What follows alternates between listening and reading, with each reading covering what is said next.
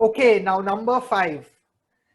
This is where Krishnan and I had the biggest debate. Uh, Okay. so it's Eric Cantona. Uh, I'm not Okay, so that's sure. your pick. What is Krishnan pick?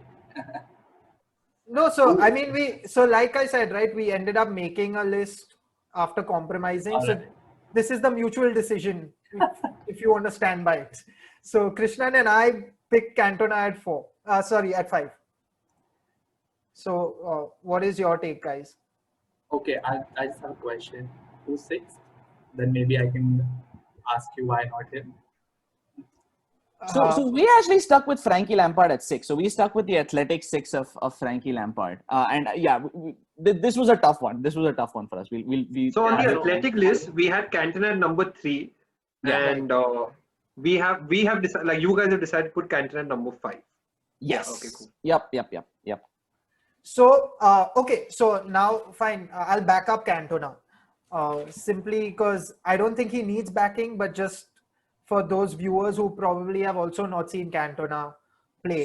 So Maz, so just in terms of just broad stats before the Sure. final backing up, he didn't play as many seasons. Admittedly, he only played 5 seasons, 156 appearances, but his output is awesome in those 5 seasons. He's had 70 goals, 50 assists. Just an iconic player, and he did win 4 Premier Leagues with United Premier League in the 5 seasons. But And sorry, and the he one was- season they and did he win was was like the the Kung impact Fu player. kick incident. Yeah. And he was the impact player that actually helped United win the first title, because I believe he joined in 92, where I think United were 10th on the league 8th. table. Yes, they and were 8th on the at the league time. table. Yeah. And then end of the season, we win the league with a difference of 10 points. And that was all down to Cantona because he signed mid-season or something like that. I'm not, Right. I'm not mistaken. But yeah, he Yes. was definitely right, that you're impact signing. He was. And the best part for United fans, whoever's listening out there who hasn't watched Cantona play, Cantona scored a hat-trick against Liverpool for Leeds United the week before he joined Manchester United. So just a fun fact out there. Isn't that, Sorry, isn't that the Liverpool fans, first- but isn't that the first Premier League hat trick ever? Like the Premier League yes, from that yes, season onwards? that was the That is- yes, Yeah, that yeah, was the correct. first Premier League hat-trick. Okay, so now just to get into a bit more apart from the stats of Cantona and why he deserves to be on that list, firstly, never mind us putting him at number 5, and why the Athletic also ranked him at number 3. Paul Ince had said that his aura and presence was infectious, and if it weren't for King Cantona, as he was so famously called, Sir Alex Ferguson may have lost his job. He was really under the cosh, Ferguson, before he signed Cantona, and just Cantona's immediate impact was crazy. Cantona was one of the 13 foreign players to originally play in the league. So he was one of the first 13, as they are so famously known. And after that, he averaged a goal every 2.78 games. I know it was not a long period of time, but it's a crazy statistic. And people also overlook him because of the big names like Henry and Shearer and Ronaldo coming up. But Cantona changed the Premier League forever because he was a foreign player who came in, which was basically unheard of. Like I said, there were only 13 players before. Now there are players from 65 countries in the Premier League. So just put that into perspective. So he really gave confidence to other European players to come into the league and try to perform and try to have a career in football professionally in England. So I feel like all of these things just made him so different. And his line where he said, "I am not a man, I am Cantona," reminds you of someone, right? So it just tells you that he was that sort of personality that basically carried that entire Manchester United team and made them so dominant. So just purely from an impact perspective and the type of personality he was, he deserves to be on that list because And the see, my league reasons of changed having- after him forever. See, my reasons for having Cantona was, and we pretty much have touched upon it, was just because of the impact that he had. When he joined United, United hadn't won the league for like, goodness, 26 years or something like that. He comes in, we start winning the league. He changes the atmosphere around the club. He lifts people up in the dressing room. People are looking up to him, and then obviously the magic that he produces on the field. And he has his goals to prove it, like how skillful a player he was. And yeah, it largely the reason why I highly rate him is just because the moment he becomes United player, United become a top team, and we start winning leagues. That is the reason why I feel Cantona deserves that spot. It's just down to how impactful a player he was. That's it. So, but you had him at 3, right? On my list, I had him at let me check. And I think in the meantime, I will say, Mazhar, we spoke I about had him this. at 5. Ah, right. Okay, so perfect. I had him So at 5. that, so Aniket, I Who had are him you? at 6. I had him Oh. at 6 over, like, because I wanted Lampard to be 5. 5. Okay, now I'm going to say this. So because let's this just is start off for with me. Lampard, Yeah, because Lampard. Because I think Cantona at 5 is settled since Krishnan, yeah. Shubham and That's I perfectly all had fine. him at 5. Right. Yeah. So for me, the reason I had Lampard higher up is because to me he became the benchmark for a box-to-box high goal scoring midfielder. Fair. That to me, and okay, he had a terrible time at West Ham. He had a terrible time with his first 4, 5, 6 seasons, whatever it was. He had nothing to go on, and even the 2 seasons before Mourinho comes in at Chelsea, nothing impressive. But when he was put in the right system, I mean, he flourished like nobody else, right? He was often gets a lot of criticism for not being as technically gifted as, okay, his name going to come up soon somewhere in the podcast, Scholes or Gerrard. All right, so okay, he's not the most technically gifted. He's not going to ping balls across the field to his runners or whatever it is. But to me, he just read the space behind the front line so well, and he always moved in at. I mean, to have 170 plus goals as a midfielder is it's unheard of. It's unheard of. 170 goals, and he's not playing So Gui, that far up the pitch also, right? No, no, okay, I don't mind the fact that you've gone Cantona over him because I heard your arguments, right? Like, okay, 4 out of 5 seasons he wins the Prem, and the fact that he becomes the focal point of that team, not necessarily on the pitch, but off it as well, where he is kind of dictating the mentality of the players in the squad. That perfect. I get your rationale for having him high up there, but I was putting it out there why for me Lampard was, or is Fair rather enough. high up. 6 is also very high.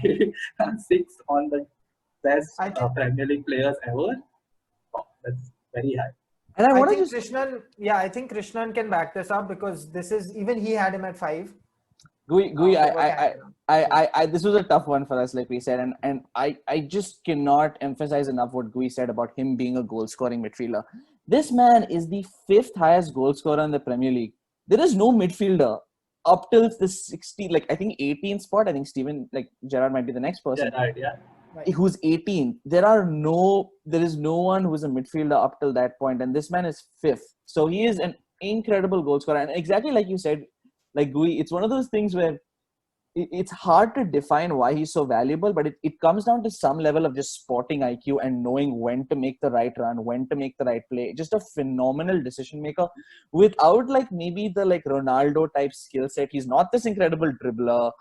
He's not this incredible. He's not like a Mesut Ozil who's dinking passes across, but he's just a person who nailed and executed timing, sports IQ, and just I think The thing with Lampard, like you mentioned, he's not the flashy player, but he does the basics so well that like he's just too good.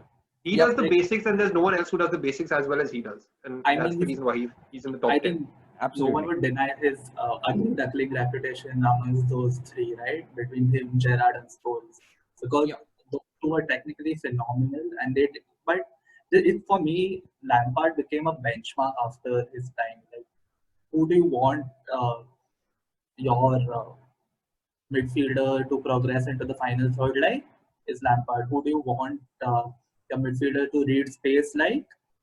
On second balls, on say just timing the runs, not necessarily into the box, because he has the most goals from outside the box. If you think about it, True. I mean, more than Scholes, more than Gerrard. So that's why, like, to me, Frank Lampard has a very, very, very high place in this list. So And you 6 know is what? very high. 6 is high enough. I think the thing which is me the most about Lampard was the fact that he was always fit. He only missed 4 games Yeah. in the Premier League between 2001 to 2007. 4. He featured in every single Premier League game for 3 consecutive seasons between 2002 to 2005. That is absurd fitness. Like, I mean, and just tells you how important he was, because so many players do get rest, right? But he literally played every game. We're And talking about a much harder Premier League, right, in terms of right, the quality of play. Like, for sure. it's And a in rough his and tough position. league. And And back in then the his tackles were also position. harder. Now the Exactly. tackles are a lot like easier. Back then the tackles were really bad tackles. And there You was could no play 3 flailing. consecutive seasons with no Direct. rest. That's insane. That's insane. Yeah, it's crazy, dude. And I think the 2009-10 season when Carlo Ancelotti won the league, when Chelsea broke all types of goal scoring records, the attacking records, Yeah. he had 22 goals and 16 assists. That I mean, I don't even know what to say. That is ridiculous. That is literally the types of stats that Those are better than Ronaldo a and Messi would striker's get. records, man. Yeah, Yeah, exactly. those are stats which literally Ronaldo, Messi would get in the La Liga. And we're talking about a guy doing this in the Premier League against such Okay, think stiff about it. competition. So Perspective, I think 25 goals was the Golden Boot last season in the Prem. 25? That's a good question, I'm quite actually. sure about it. I think I 24 or don't 25. remember, but yeah, I think it it's was 24 or 24, I 25. think. Yeah. He has 2 short of that. He is 2 short And of that. 16 assists. It's absurd, man. It's crazy when you actually put it into perspective. So yeah, no doubt That's very interesting. That season when he had 22 goals and 16 assists, who got the Golden Boot? Do you have any idea? Drogba, I believe. I think he had 29. So last year was 23 for Jamie Vardy, and I think the year that is crazy was 2009 2010. You said, Maz? Yes, that's right. You're right. So Drogba had 29 that season. Yeah. I remember that season clearly because they ended up with a goal difference of plus 71. And I remember these numbers because City were trying to beat it and then Liverpool was trying to beat it. So trying to keep I remember touch that season and only for make one sure that- reason. I remember that season for one reason that United lost out by 1 point, and that's because we drew to Burnley. If we would have defeated Burnley, we would have won Right. the league. Then draw to Burnley and then Chelsea go on top. Oh man, that's the only reason I remember that season. This is United fans, huh, Gui? If this guy didn't slip on the Thursday before the ate lunch, then maybe. I'm just kidding. I'm just mostly jealous, you guys. You'll notice the jealousy come out on me multiple times during this podcast. I just Okay, want more. So So Austin, I think 5 and 6 for me was also Cantona and Lampard. So I don't have like much to debate on this. I'm totally cool with the ranking that you guys have gone with. great. Krishnan, great job so far. I think we've done well with our top 6. High High fives. But now it's gonna get tough. Is my slight suspicion. Now As I think we I'm start going to look- walk away from this podcast, guys. I think this is the end of the game for me. But we ranked Wayne Rooney as number 7. Now, I'm not sure where you guys ranked it. But Rooney for me was number 8. okay. So, Gui? Just so that I can ask you again Why? X or not Y. I just want to know your 7, 8, 9, 10 Right. even, so that because Okay, so let's do one thing. So let's, Krishnan, let's run them through 7 to 10 and just like a short reason why, and then we'll get into it. How about that? Okay, let's leave 10. Let's leave 10 out. We'll do 7, 8, 9. Perfect. Okay, Yeah. just names. Don't even give the reason. Just So give the names. So it's Rooney, it's Aguero, and Terry. Yes, we have John Terry in there. So we move John Terry from number 14 on the athletic 14. list into the top 10. And I now, moved John Terry from number 14 to number 10. So yeah, I also think he deserves a place in the top 10. so Yeah, but there are now- many reasons. So Aniket, before we get into that, uh, let's Okay. just let us justify why we put these players first before you But- drill us. No, for it. you know, I'm not. Okay, so I'll take over. So I'll talk about Rooney at You number gotta talk 7. about Vaz, Maz. Vaz is like, this is all you. Uh, Although I supported this pick in this position. Yeah. I'd say. So Wayne Rooney, very simple. I recall 2 iconic moments as a youngster. So 16 years old, that goal against Arsenal, not trying to rub salt in your wounds. It was just that's how he announced himself. Then that volley for Manchester United at the age of 19 against Newcastle United. I think that just showed Wayne Rooney had a sparkling career to start off with, and he started so young. He spent.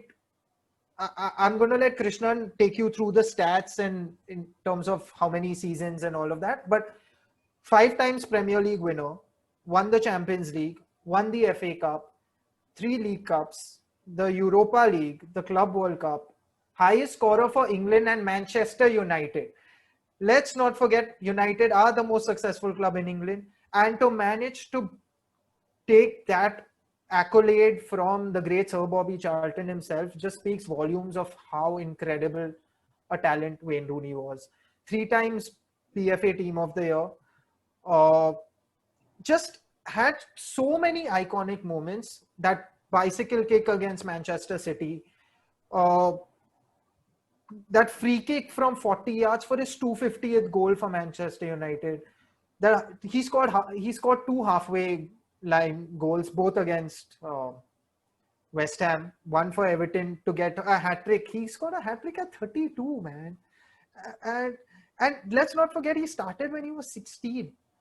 So just all of these things, and Krishnan brought this up when we were discussing why Rooney deserves to be number 7, and we said adaptability. The fact that he was able to change his game, and just there was a new Wayne Rooney that we saw in that deep lying midfield role. So he was able. He knew that he didn't have the pace to keep up anymore. So he was able to change his game completely. He became a set piece master. Just his heart on the pitch, his dedication, the fact that he would track back being a striker, win headers during corners in the last minutes of games to defend United from conceding. So all of those factors, he was just an all-round player, and he always put the team first. And I'm a sucker for people. And to add to what you're saying, all of us kind of forget the fact that when the last 3 seasons of Ronaldo, he was prolific, and Rooney was contributing heavily, but all the limelight goes on Ronaldo. But just to prove how good a player Rooney was, after Ronaldo left for the next 2-3 seasons, he went on like rampage mode in terms of goals. He was a center focus, and he actually took up Ronaldo's position rather well in terms of getting United the goals that we needed. Because the season Ronaldo left, we lost the league to Liverpool or to Chelsea by 1 point, but the next season we won. And he was very instrumental in all of that. So even in terms of the impact he has had a good amount of impact for like 6-7 seasons, where initially it was like overshadowed by Ronaldo, but when time came to step up, he really did step up for United. I think 2 more. I think exactly going off that, and another reason I also had him pretty high up on my list. Again, kind of going off with Mazhar's 2 points of 1, adaptability, and 2, just his role as a team player. On the question of adaptability, I do think the guy's game evolved a lot from being a number 9 player to suddenly moving deeper and deeper down the field, finding a way to work with his, like, let's be honest, his athleticism decreased drastically, especially like later on in the 2010s.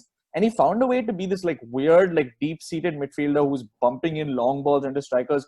Pretty impressive balls. We know the goal with RVP scored for United, where he, like, I think it was him who gives the ball to RVP for the volley.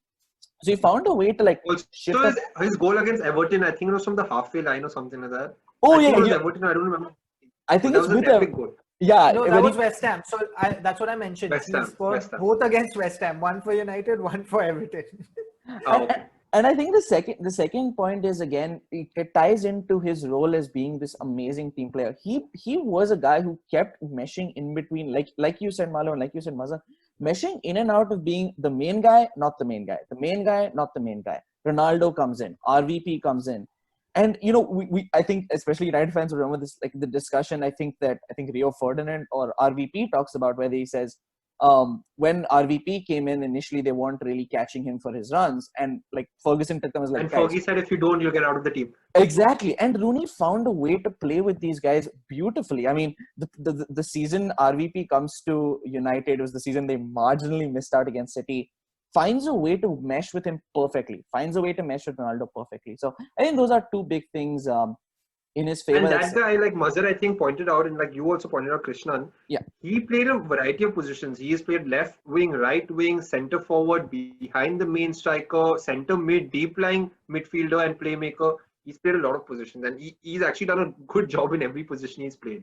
He's So, played yeah, goalkeeper the way in he the has Nike adapted. football video also. Yeah. So initially, I had him slightly lower I than the think list. bald Rooney could have been the best centre back also. I think when Rooney went bald, he was just crazy. Yeah, he was an angry man. He was an angry Yeah. man.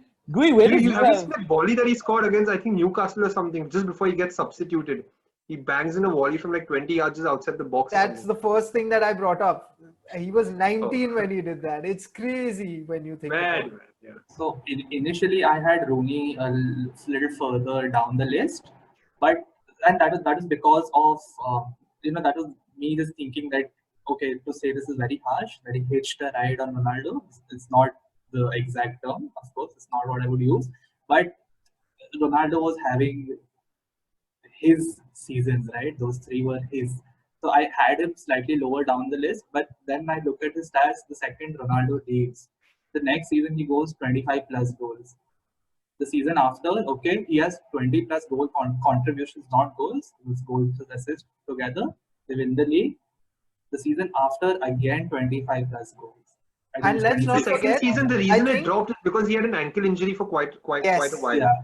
Mhm. he And- would have and potentially have one won the. more, Many people say he would have won the Golden Boot that year. So, I mean, Who did either you? way. So I was looking at it very differently because I think I was rationalizing him being slightly lower on the list, using the riding on Ronaldo's success kind of thing, which is okay, which is now in hindsight pretty unfair considering how well he does when Ronaldo leaves.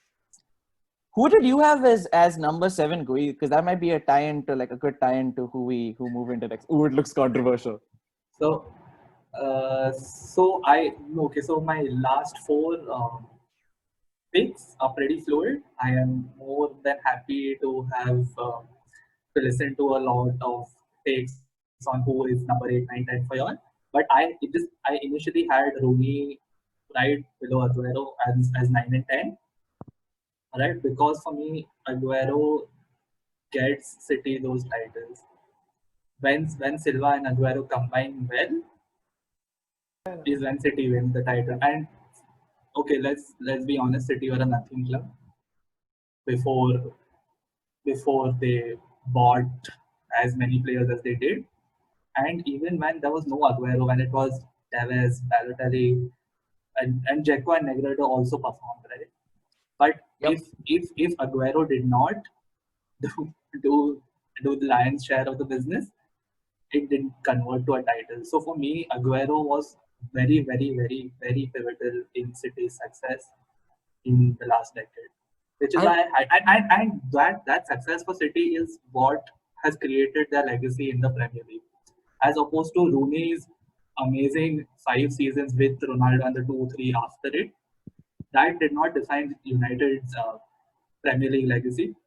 But for me, that's why I just edged Aguero over Rooney. I'm So glad you said I that. have to disagree with.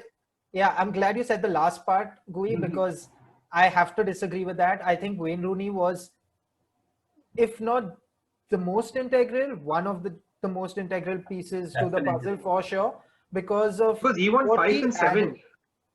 5 Premier League titles in 7 seasons. And he was an important part, like a starting 11 in all those seasons. And not only that, He no, was so starting 11 why almost he was every more season, important, and that's why, yeah. So what I was trying to say is why he was more important was, yes, you said Ronaldo was the main man. That's when he won 3 titles. Then Van Persie came in, he was the difference. But again, it all comes down to the fact that he did much more. He just lifted the spirits of the team. And you could see Manchester United would tick with him on the pitch, even if he didn't do anything. He was like, just having his presence over there was enough for United to play better and And suddenly produce results.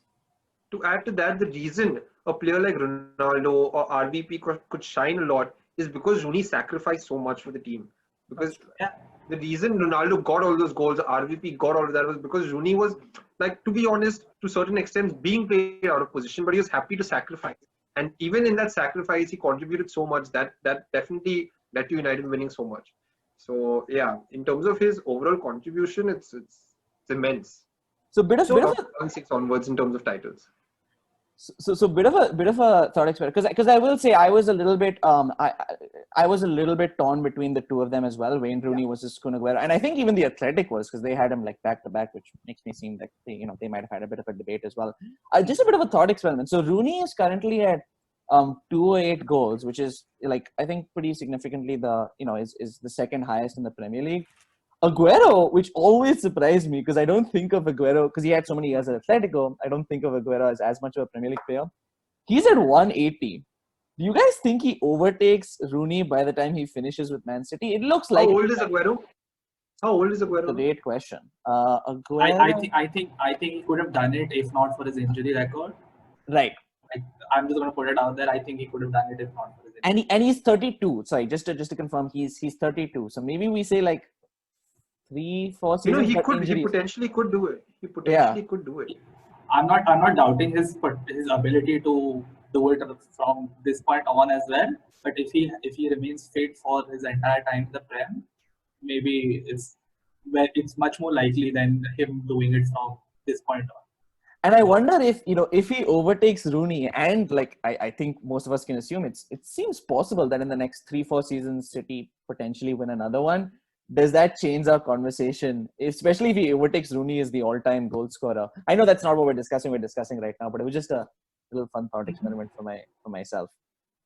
So, But- yeah, I think so. Like Krishnan said, we were torn on Rooney and Aguero as well. That's why it's 7 and 8. The reason we just picked Rooney ahead was titles at the end of the day. And yeah, I think Krishnan's right. Maybe if Aguero overtakes Rooney in terms of number of goals, then we could be having a different conversation. But for now, that's the only reason we put Rooney ahead of Aguero was the titles. He has one more than One. Yep. Aguero. Yeah, they're Yep. split by one. Yeah.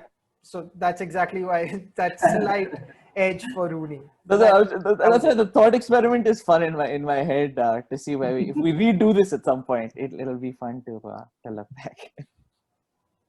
Yeah, and I was again just for the sake of research, I was looking at his scoring stats. After his first 3 seasons, he hasn't dropped below 20 goals. Yeah. 8 of 9 seasons, at least 16 goals. 20 Yeah. plus Okay, not in 6 of sorry, them. not 5 counting in a 19, row 20. in those. That's And he has 0.84 per 90 minutes. He's scoring. he's a He's OG. pretty much scoring. Yeah, I said it at the beginning of the podcast, and I completely, when we came to Aguero, I completely forgot about it. This is the guy he's the only one who have bettered Henry's goals per 90. He's the only one, and this is how I look at it. So why? I mean, okay, someone would make that argument that goals per 90 would mean a lot more. So Aguero closer to Henry on the list or something like that. To me, Aguero did not change the game, change how a center forward or a striker could play, right? So Henry drifting to the wings, involving his wingers perennially all the time because they were that good as well. Right? But Aguero had to do it all as a center forward, stroke striker all the time. And But okay, he's been immense. 5 seasons back to back 20 plus goals. Just mad. It's mad. It's madness. And his debut season is 23 goals in the Prem. Debut season is 23. Not better than Alan Shearer. though. Don't go back. Don't go back. Okay. However good you are at Atletico, because well, they have striker pedigree, right? However good you are at Atletico, no one expects you to score 23 in your debut season. So I No, think of course. I think he was deserves his place in the fantastic. top 10 easily. Yeah, no doubt. No one's doubting his Definitely. top 10 ability. It was just, did he do enough to be above Rooney? That was the main sort of So debate. right now that Rooney is was at number 7 then, correct?